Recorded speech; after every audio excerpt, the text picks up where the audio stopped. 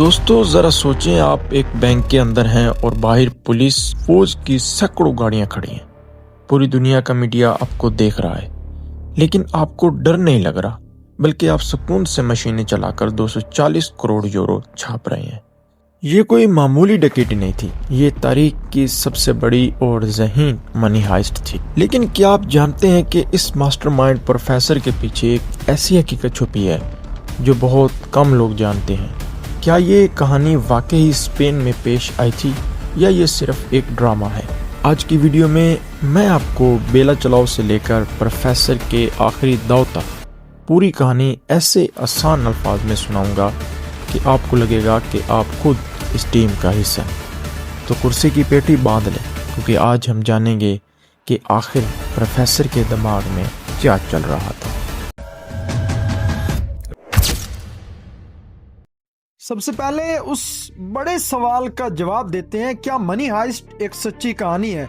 बहुत से लोग समझते हैं कि शायद स्पेन में वाकई कोई ऐसी डकैती हुई थी जिसे देखकर ये सीरीज बनी।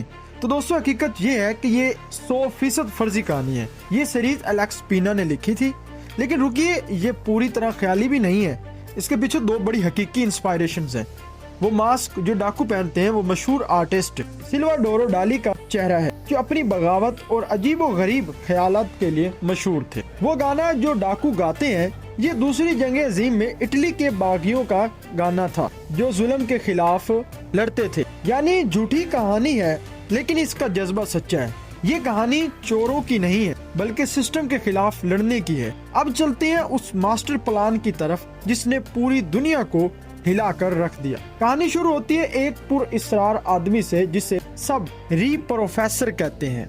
इसके पास ना कोई क्रिमिनल रिकॉर्ड है, ना कोई हथियार, लेकिन इसके पास एक चीज सबसे खतरनाक है, वो है इसका दिमाग। प्रोफेसर का मकसद किसी आम बैंक को लूटना नहीं था, बल्कि इसका निशाना था रॉयल माइंट ऑफ स्पेन। ये वो जगह है जहाँ स्पेन का करेंसी नोट छपता था। प्रोफेसर का असूल सादा था, हम किसी का पैसा नहीं चुराएंगे, हम अपना पैसा छुपाएंगे और किसी को कत्ल नहीं करेंगे।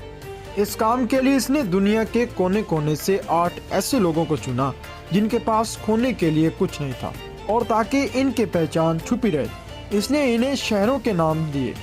टोक्यो एक जज्बाती लड़की, बर्लिन टीम का लीडर जो प्रोफेसर का भाई था, मास्को और डेनोर बाप बेटा थे, रियो कंप्यूटर हैकर था, नैरोबी नोट छापने के माहिर, पेलेंस्की और ओस्लो ताकतवर सिपाही। इन सबको एक पुराने घर में 5 महीने तक ट्रेनिंग दी गई, जहां इन्हें हर छोटी से छोटी तफसील रटवाई गई। प्लान के मुताबिक ये टीम लाल रंग के कपड़े और डाली मास्क पहनकर रॉयल मिंट में दाखिल होती है। इनका मकसद वहां से भागना नहीं था, बल्कि वहां टाइम पास करना था, क्योंकि वक्त ही पैसा है। जितनी देर वो अंदर रहेंगे उतनी देर मशीनें चलेंगी और नोट छपेंगे। इनका टारगेट था 2.4 बिलियन यूरो। लेकिन यहाँ सबसे बड़ा ट्विस्ट आता है। प्रोफेसर बाहर एक खुफिया जगह में बैठकर सब कुछ कंट्रोल कर रहा था। वो पुलिस की हर चाल को पहले से जानता था। जब पुलिस के इंस्पेक्टर राकील मोरिको ने बातचीत शुरू की, तो इसे अंदाजा नहीं था कि वो जिसने फोन पर बात कर रही है वही आदमी इसके साथ कैफे में बैठकर कॉफी भी पी रहा है। जी हाँ, प्रोफेसर ने अपनी होशियारी से इंस्पेक्टर राकेल को अपनी मोहब्बत के जाल में फंसाया। ये इस ड्रामे का सबसे दिलचस्प पहलू था, चोर और पुलिस का रोमांस। कोई भी प्लान परफेक्ट नहीं होता, और यहाँ भी वही हुआ। टीम के अंदर लड़ाइयाँ शुरू हो गई। टोक्यो अपने जज्बात पर काबू नहीं रख पाई और कई बार प्लान को खतरे में डाला।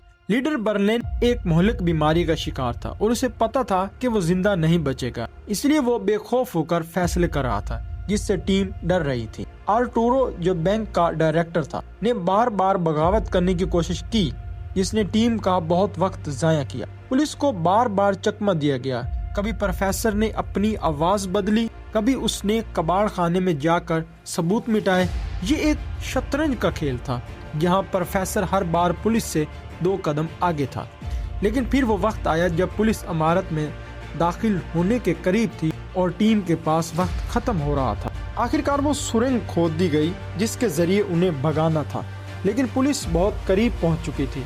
यहाँ इस कहानी का सबसे अफसोसनाक लम्हा आता है बर्लिन ने फैसला किया कि वो पीछे रहकर पुलिस को रोकेगा ताकि बाकी साथी सुरंग से भाग सके। बर्लिन ने अपनी जान कुर्बान कर दी और बाकी टीम टोक्यो, रेवो, डेनोर, हेलेंस्की, नैरोबी कामयाबी से करोड़ों यूरो लेकर फरार हो गए। और सबसे बड़ा सरप्राइज इंस्पेक्टर राकेल, जिसे पता चल चुका था कि प्रोफेसर ही मास्टरमाइंड है, इसने इसे गिरफ्तार करने की बजाय इसे जाने दिया क्योंकि वह समझ गई थी कि ये लोग बुरे नहीं हैं, ये सिर्फ एक करप्ट सिस्टम के खिलाफ खेल रहे हैं।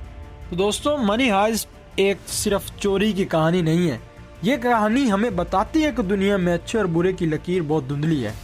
प्रोफेसर का फलसफा ये था कि जब हुकूमतें बैंकों के लिए अरबों रुपए छापती है तो कोई कुछ नहीं कहता, लेकिन जब आम आदमी अपने लिए वही करता है तो वो चोर कहलाता है। इस सीरीज ने दुनिया भर के लोगों को यह एहसास दिलाया कि कभी कभी ताकतवर सिस्टम के खिलाफ आवाज़ उठाना ज़रूरी होता है। यही वजह है कि आज बेला चलाओ सिर्फ एक गाना नहीं बल्कि आज़ादी का तराना बन चुका है। अगर आपको ये वीडियो पसंद आई और आप चाहते हैं कि मैं इसके दूसरे season bank of Spain heist की कहानी भी इसी तरह आसान अल्फाज में बयान करूं तो कमेंट में पार्ट 2 ज़रूर लिखें। इसी तरह आसान अल्फाज में बयान करूं तो कमेंट 2 पार्ट में लिखें। लाइक करें, सब्सक्राइब करें और घंटी के निशान को दबाएं ताकि अगली वीडियो मैं आप तक पहुंचा सकूं। मिलते हैं अगली वीडियो में। अल्लाह हाफिज़।